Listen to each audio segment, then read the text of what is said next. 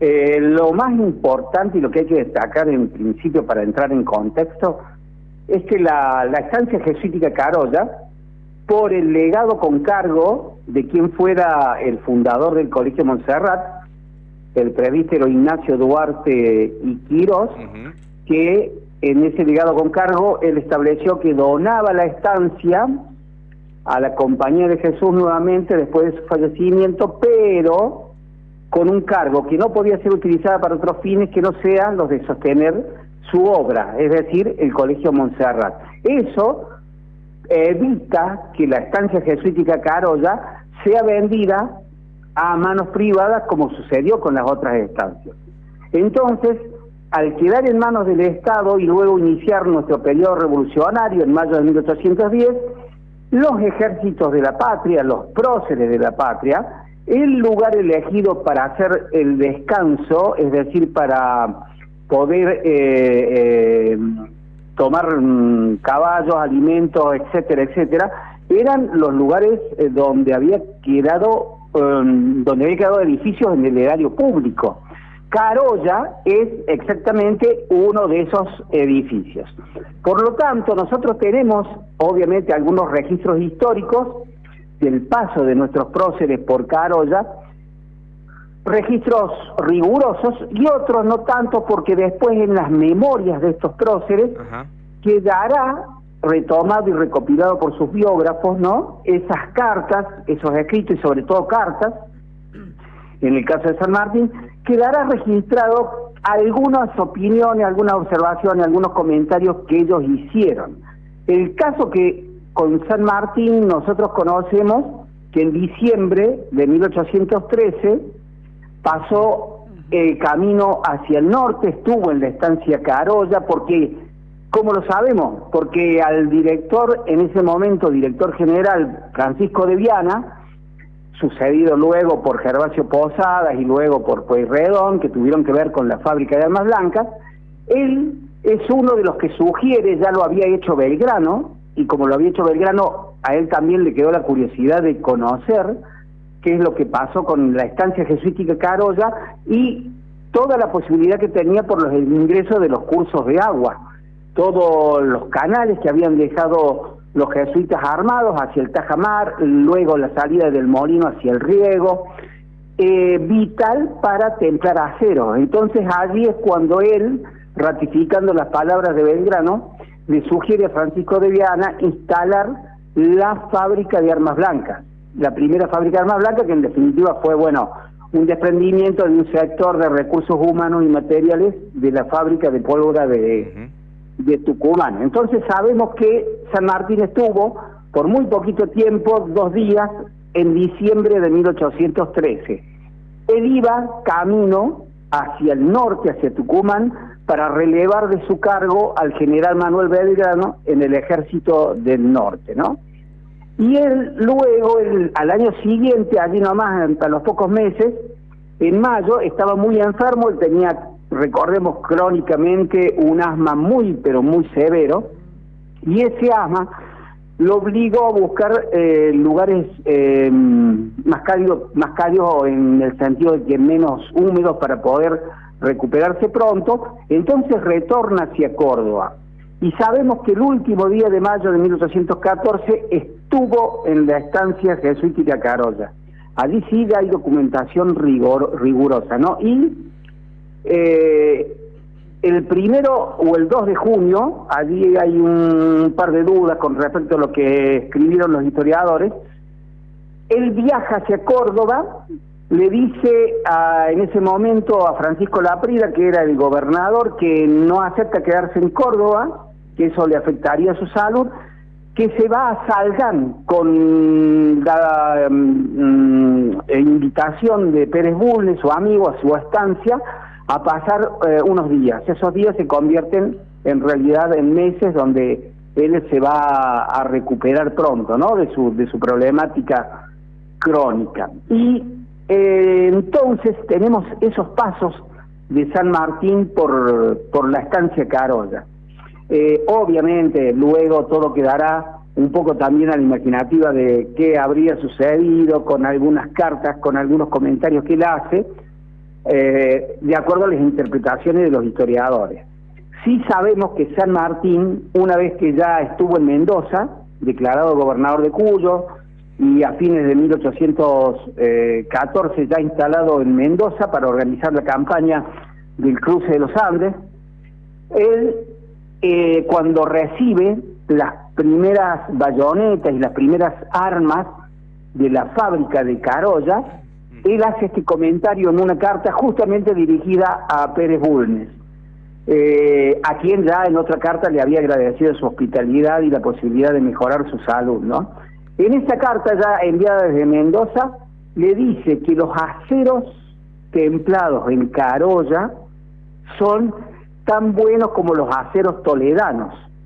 Él se refería obviamente a los aceros de Toledo, España, obviamente que conocía muy bien por haber sido soldado del rey también y por haber hecho su formación militar en España, ¿no? Así que hemos tenido así como el pensamiento, la posibilidad de imaginar, la posibilidad de recrear los pasos de San Martín dentro de la estancia, de imaginarnos muchas cosas y bueno, de sentirnos orgullosos y de que esta fecha siempre nos emocionen mucho más estos recuerdos, ¿no?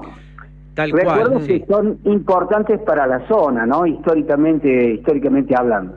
Porque en realidad uno busca por ahí en Google, en Internet, y se habla de una sola visita de San Martín, especialmente cuando después se dirige a Saldán, pero vos estás contando que previo también a que la estancia sea la fábrica de armas blancas, San Martín pasó por el lugar y sugirió justamente lo importante que iba a ocurrir en los 2 siguientes años en la vida de la estancia de Carolla. Pero sin duda, ¿viste lo que yo te conté de poner en contacto, en contexto el hecho de que la estancia era una posta de recuperación, de descanso, de recuperación caballo, alimentación, todo lo demás? Recordemos los viajes de aquel entonces. Imaginemos imposible un viaje de Tucumán, por lo que llamaba el mismo San Martín, el camino de los santiagueños, un viaje de un solo tirón hasta Córdoba, ¿no? Recordemos cuáles eran los medios de transporte, los tiempos y obviamente el cansancio también de los animales y el cansancio de las tropas que acompañaban a los próceres. Así que él hacía, como todos los próceres, qué sé yo, recordamos mucho la memoria del riojano, ¿no? El riojano Quiroga, que decía, tardo 5 días, como un récord, decía él, tardo 5 días en hacer Córdoba La Rioja. Claro. Y obviamente en ese recorrido las postas eran en la parada inevitable, ¿no? Sí.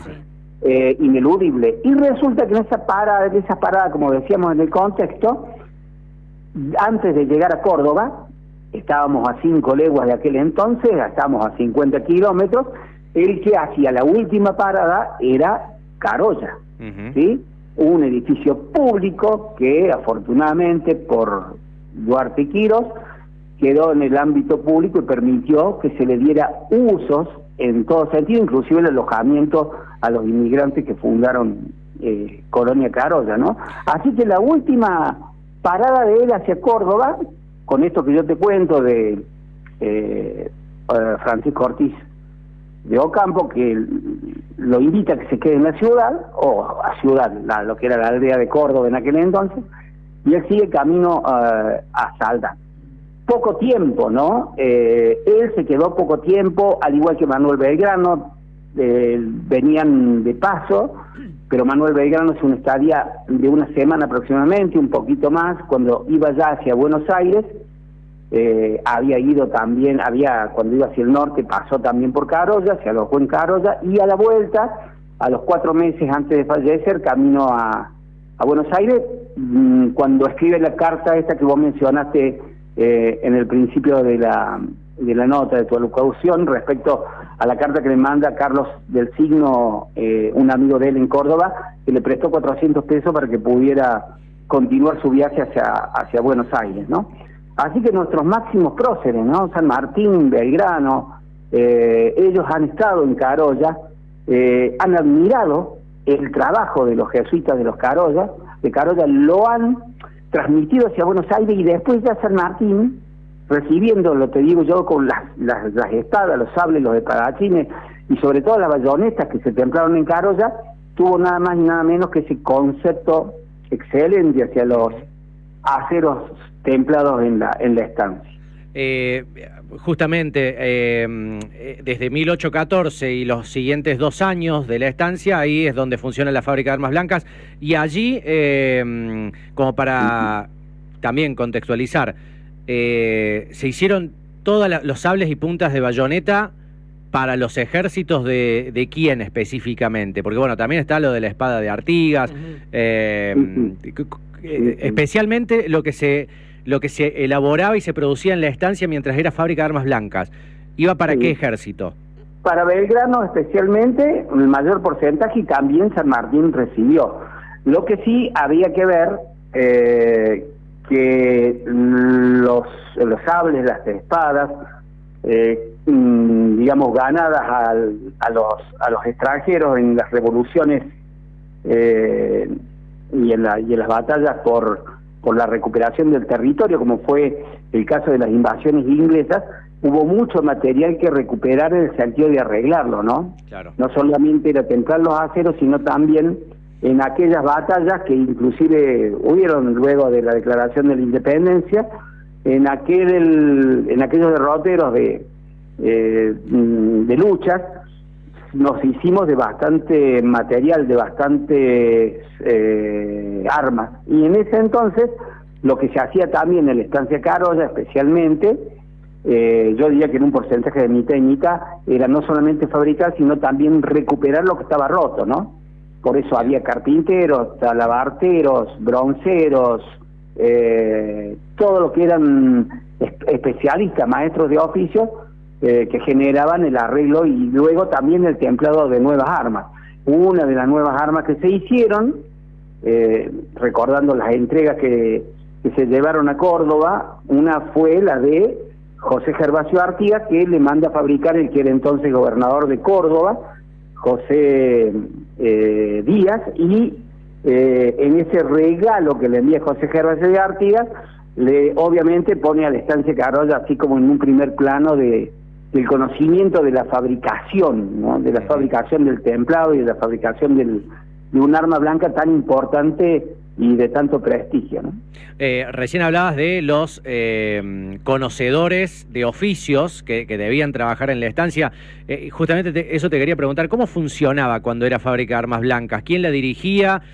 Así como hubo una época donde hubo esclavos africanos y por ahí no está muy reconocido eso en la historia, hasta hace poco tiempo que se empezó a investigar un poco más en el periodo anterior, pero en la época de la fábrica de armas blancas, que venía gente de otros, no sé, de Córdoba a trabajar ahí en la fábrica. Bueno, como te dije en un principio, el desprendimiento principal fue de los recursos humanos y materiales de los especialistas que estaban instalados ya en Tucumán. Trajeron mucho personal especializado en oficios, aquellos que obviamente pudieron venir por cuestiones familiares y todo demás, de la fábrica general de Tucumán. La fábrica de Tucumán eran pólvora, armas blancas y armas de fuego. En aquel entonces llegaron los principales, yo diría, conductores de los oficios desde Tucumán, y llegó también una muy buena cantidad de tropas, ¿no? De soldados que venían a custodiar la fábrica, obviamente.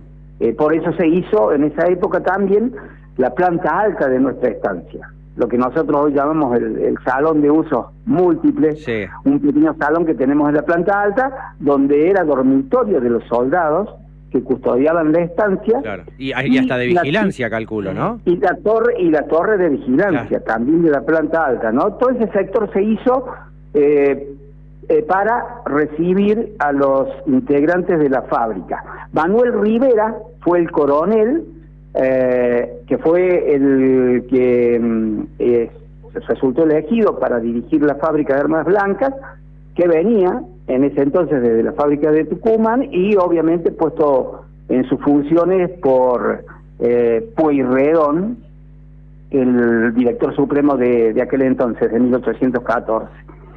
los talabarteros, sabíamos que había maestros de oficio, sabemos que también aquí prepararon a integrantes de los pueblos originarios, pueblos criollos, y también habían quedado aún algunos esclavos, aproximadamente unos 25 esclavos todavía permanecían en la estancia. Obviamente ya no tenían la calidad de esclavos, pero habían permanecido al servicio de lo que estaba desarrollándose en la estancia, ¿no? Entonces, era de nuevo una comunidad muy importante, recreada después de la expulsión de los jesuitas, que fue una comunidad muy, muy grande, y esa comunidad recreada en menor cantidad de gente fue la que estuvo permanente, o como digamos así, como una comunidad colectiva dentro de la estancia en la época de fábrica de armas blancas. La verdad que apasionante todo lo que contás, Claudio.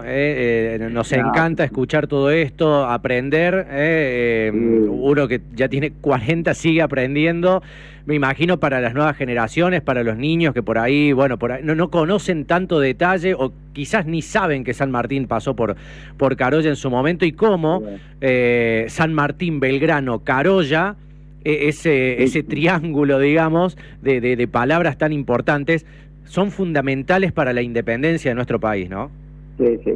Y bueno, uno leyendo, uno escuchando, y también por allí preguntando a los que son realmente historiadores, que aquí tenemos todos muy buenos, especialmente nuestro gran amigo Carlito Ferreira, que sabemos que es un hombre muy generoso en eso. Nosotros aprendemos todos los días.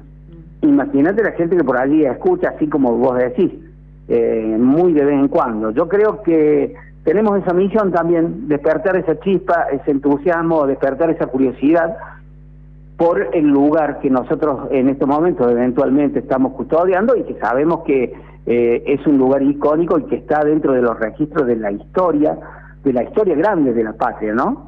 Y después, más adelante, en los últimos años, de la historia, yo diría, mundial, con esto de nuestro patrimonio mundial, con esto que vos decías de los esclavos, que a partir de que la UNESCO en 2015 invita a trabajar sobre la ruta de los esclavos.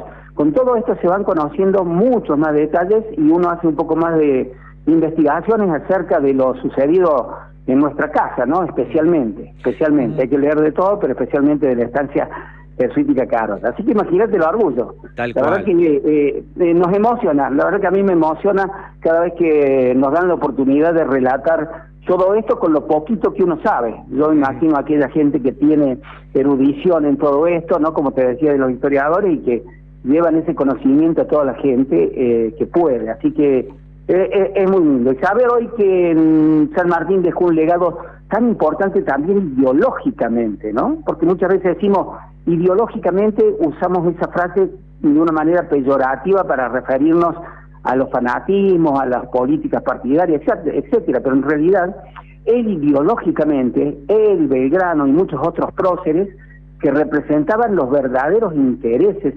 del país, los intereses nobles, ¿no? Porque estaban también lo que no nos representaban noblemente.